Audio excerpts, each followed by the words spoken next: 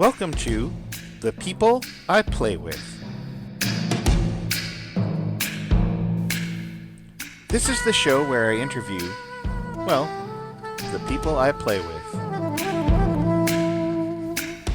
I'm your host, Jesse Bernico.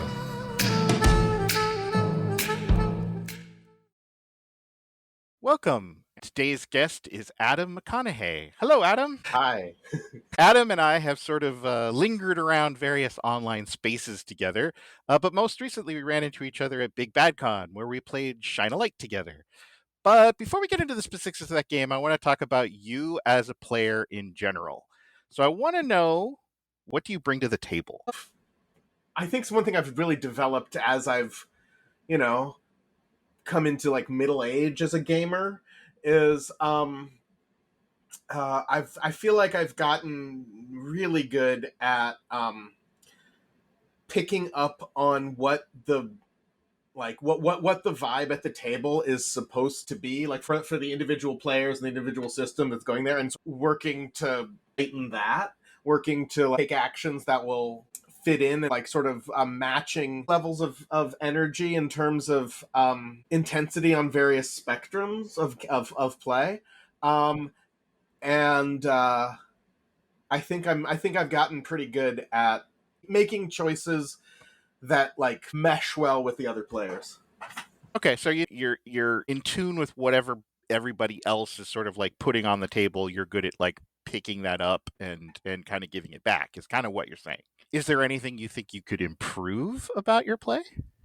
I think one of the things that I worked on more recently is being less judgmental to the other players. Like I certainly went through a period in my 20s where I'd see another player at the table making a choice that I was like, oh, that's so basic, or that's so edgy. I would judge the other person at the table, and that would definitely inform the way the play went. I think one thing that I've worked on, I guess, dropping that attitude. What I guess you asked what I still would like to work on, though. I think mostly, I just want to work on being more reliable to campaign games.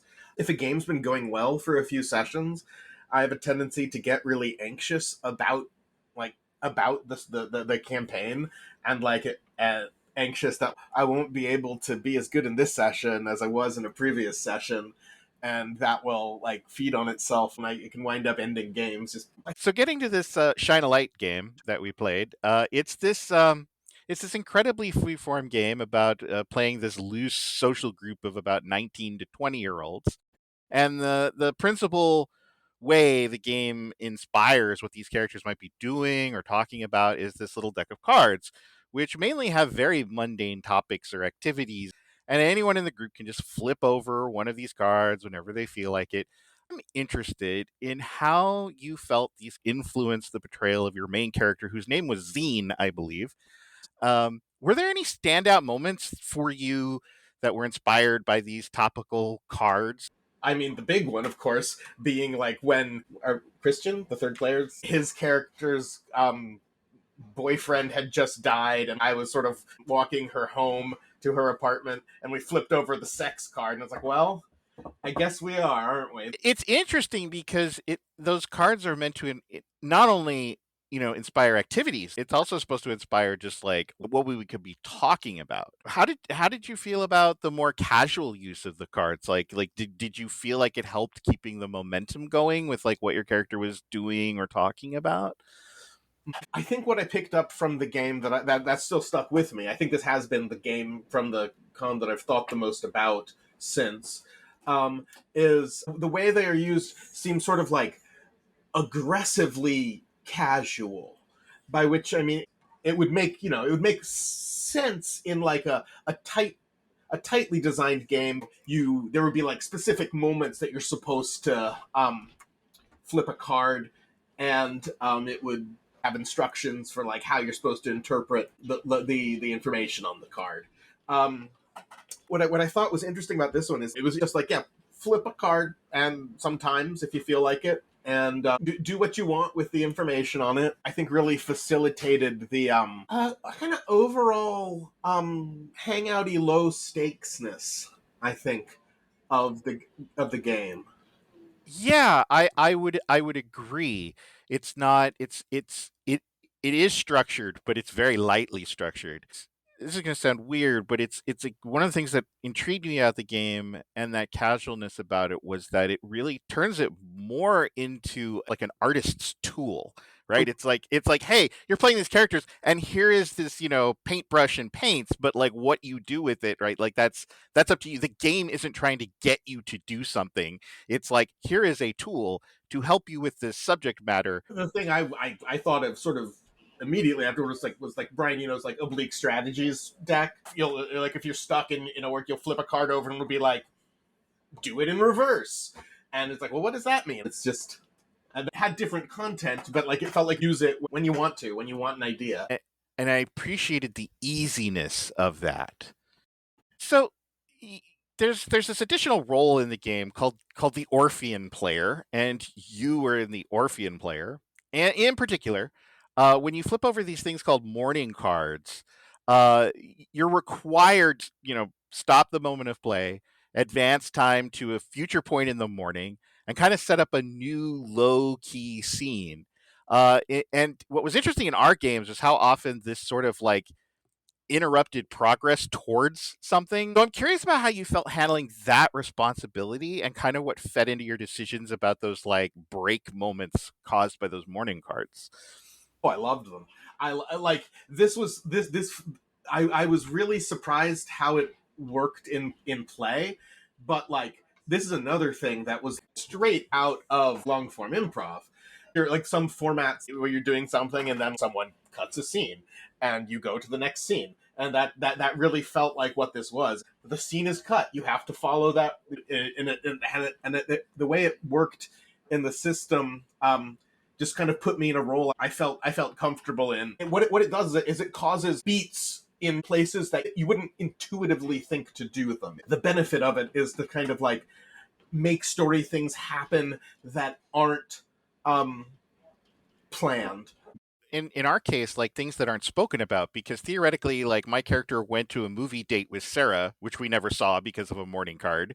And then there was supposedly like a seance like thing that we never saw because of a morning card.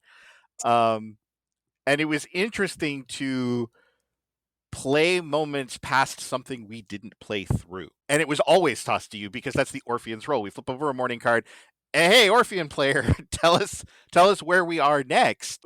Did you find yourself making any like specific types of decisions, in that new scene framing? Like what were you thinking? I mean, we hit a bunch. I think one of the fairly remarkable things about our playthrough is that we hit 3 morning cards real fast at the start.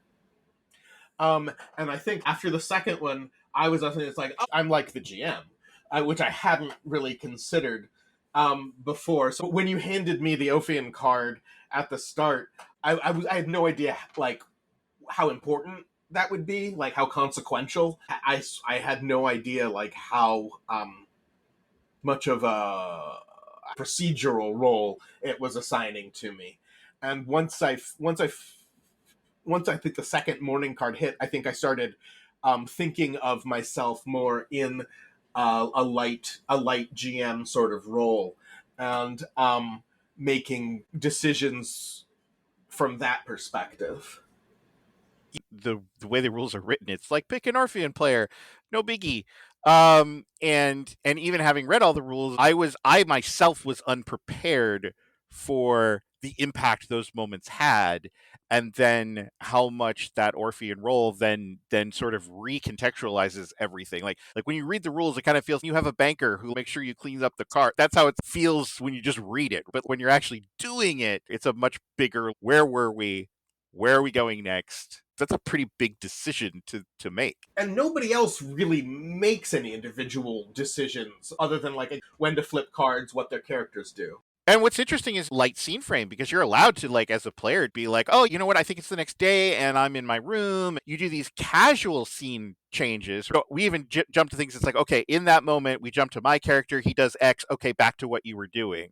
Like, there's a lot of like very casual, just jumping around different scenes, different locations, except when the morning card comes out. And then it's an extremely considered decision, right? I'm drawing like an interesting like a connection I think is interesting, and I want to like run it by you to see if like if it resonates with you. One of the parts of this game that I've been thinking about the most is how it's played with uh dynamics of formality of how the rules, like at some points, like, you know, play is very, you know, extremely casual, and then there are moments where it's like where everything gets really scripted, and not a lot of games play with that sort of interplay. Often when I play games, it's like throughout a session, throughout play, there's sort of the same amount of casualness. The connection I just drew, that's sort of like the way they talk about religious ritual in this game. Each of us as players came up with an example of a religious ritual that we partook in growing up. I feel like in a weird way, religion provides sort of a similar kind of framework to just life in a lot of ways. It's like you have like casual life, and then there's these moments where everything gets really ritualized. Yeah, you're right. You're a part of some very specific religious practice. Like, most of the time, you're just living your life. Oh, and then on Sundays you do X, or on holiday Y you do Z. Yeah, that is something that, you know, when I was describing the game, I didn't bring up, was the fact that every player sort of has to give their character a religious tradition based on their real world experience. And you're right. There are parts of this game that are very formalized, that come periodically in an otherwise just going around living your life space. And then that sort of ties into the third thing that I wanted to talk about, which is those angel cards. Right. So in Shine a Light, when these angel cards come up, these young characters are suddenly confronted with death in some way, and it's very much a reality check moment.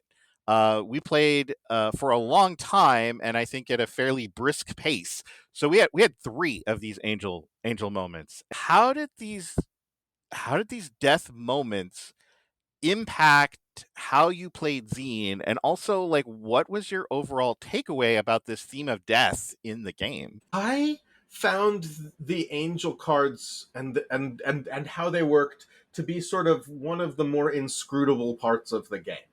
Um, I felt fairly stymied pretty often when the angel cards showed up. Suddenly, it's like I'm not sure what this is supposed to mean as a player, as a character. What does it mean that we have flipped Gabriel? Like, does it represent something, us handing around cards to try to cope with the angel, cope with the death? Those were the moments where I felt like I stopped really being able to have an intuitive understanding of what was going on in the game. I do think it's the thing you need to, like, have some practice around. Like, goes back to that artist's tool. Oh, here is a tool that I'm not 100% sure how to apply. What you're supposed to do is, when you turn over an angel card, is be like, well, which of the characters does this impact? I found that who it impacts pretty clear from context. I think the trickier part was then trying to figure out, like, well, what exactly does happen, right? Like we had to have conversations about, oh, this clearly affects Sarah and her boyfriend, but does this literally mean her boyfriend gets killed? What does it mean to cope with this? That's all the cards determine, is, does the character cope or not? There is a question of, well, what does it mean for one to cope? But I feel like in some sense that is probably the question of the game, is, what does it mean to cope? In most cases, we didn't have the cards to allow people to cope, but in one case we did, and that was your character, Zine. Zine was able to cope at the very end. The third angel, which we contextualize as like your dad getting murdered in a cult. Um, and we had the cards. We had the cards to say, okay, Zine copes. And what I find interesting is that in the game, when you cope, right, the other players say how you cope, right? And to me, that was fascinating, because when you don't cope, right? It's all about like, well, you tell us, how do you not cope? What does that look like? But when you cope, it's about other people's perspective of your character, right, like we talked about. Zine walked away from all of that stuff, right? He walked away from his, his religious background. He probably already saw that coming. He was prepared for this, right? But that was decided by us. When you cope, it's about, well, we've been watching you for 2 hours, 3 hours, how long we've been playing the game, and we think this is what we see in you for dealing with this. Yeah, that's interesting. Because I never got to do that, right? I never got to decide how somebody else coped. Everybody else failed to cope, so everybody else was like, Sarah started self-harming, my character went home to his parents. Because you coped, right, it sort of informed that sort of like last third of the game or so. So saying that we had coped with, your father being murdered, where were you at with Zine, like past that point? Gosh, there were like only a couple scenes after that. I'm not sure Xena appeared in any of them, thinking about it. Well, there was a certain point where it was sort of about your cousin who had just recently been introduced didn't cope, and that she needed some deprogramming. So, like, I know you and her kind of had some discussion, and then there was the final moment of the game where I think it was your character's suggestion to come find my character who had gone like back home to like live with his parents. I mean, I think if I recall, it was largely like how I decided how like what it meant for Zine to cope was basically I just listened to what y'all said and I was like, oh, that makes sense, and I kept it. I don't really think I felt any urge to like reinterpret that. Did did it feel like a pivot point for Zine at all? Did you feel like it was just an affirmation, or do you feel like it turned anything up or down for him? I don't know if it's a pivot point. It does feel like an affirmation. Not only is Zine coping like this, it has always been the case that Zine would cope like this.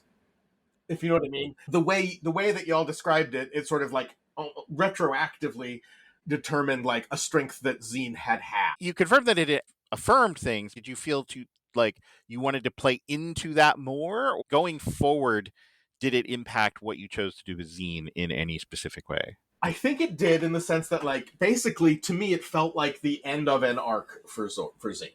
The question that like I've had for for this session for Zine has been determined and answered, and now he can take a more of a back seat to some of the other stuff that's going on. Is I think how I sort of interpreted it. That brings up an interesting thing about the angel cards. For two of us, for you and me, it felt like an ending moment. Like, to you, it wrapped up a question about your character. To me, it sent my character home.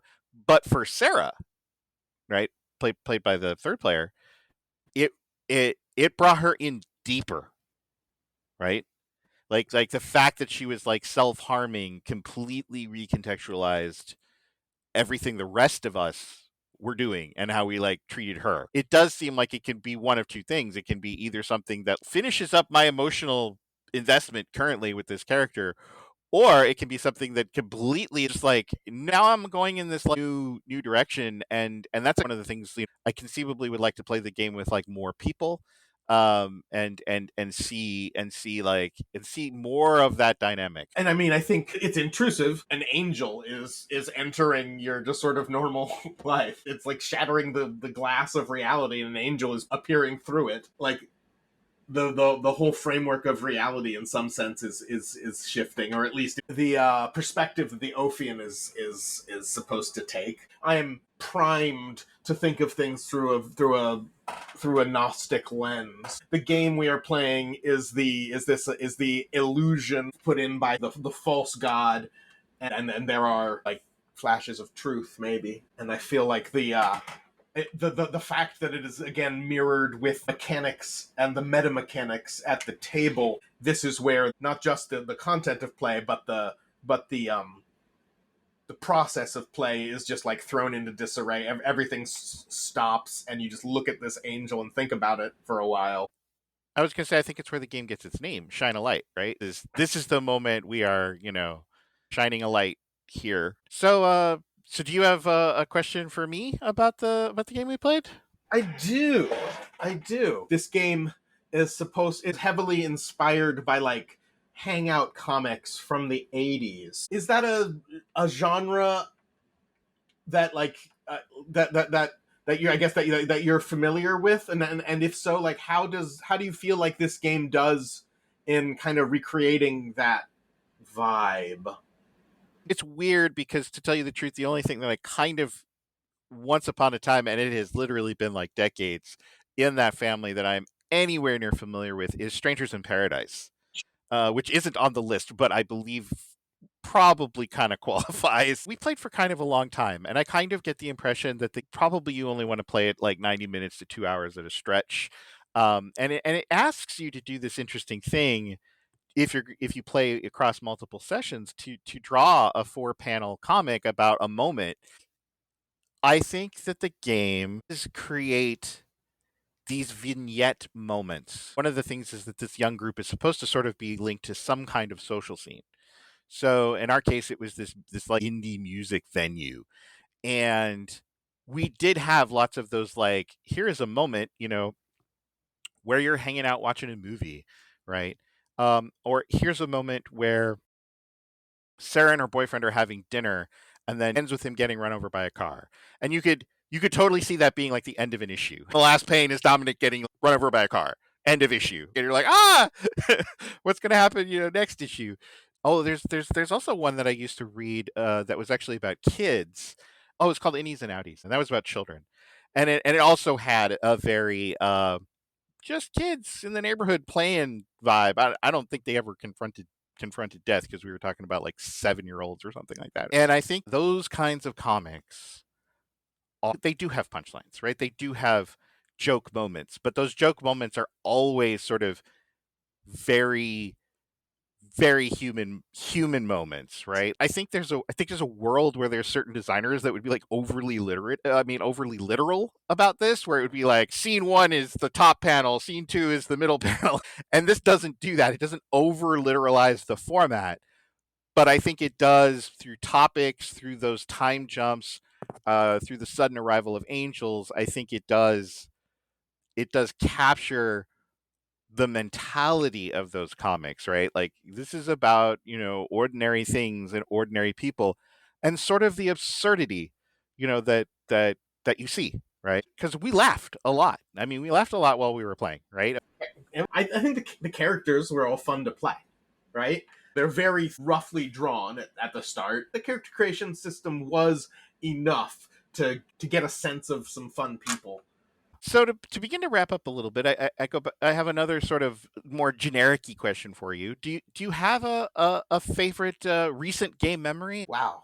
As I said, this is my first convention in 5 years, right? So in that weekend has like had probably like more gaming memories in it than the previous 4 years combined.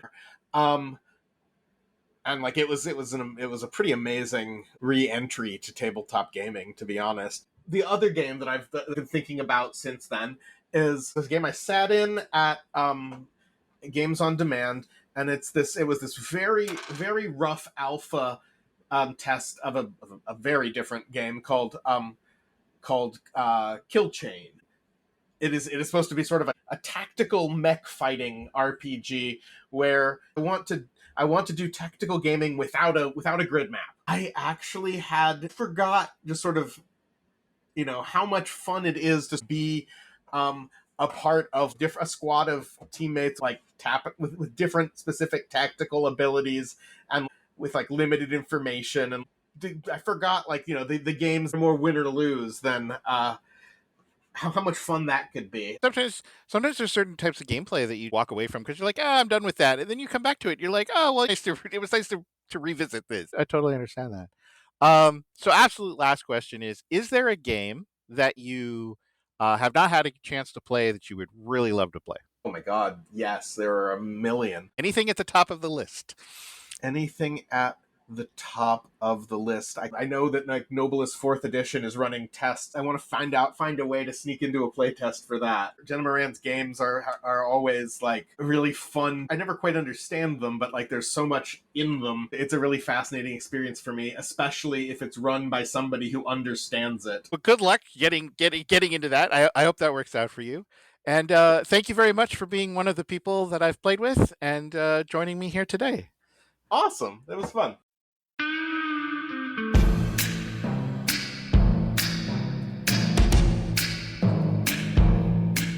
Thank you for listening to The People I Play With.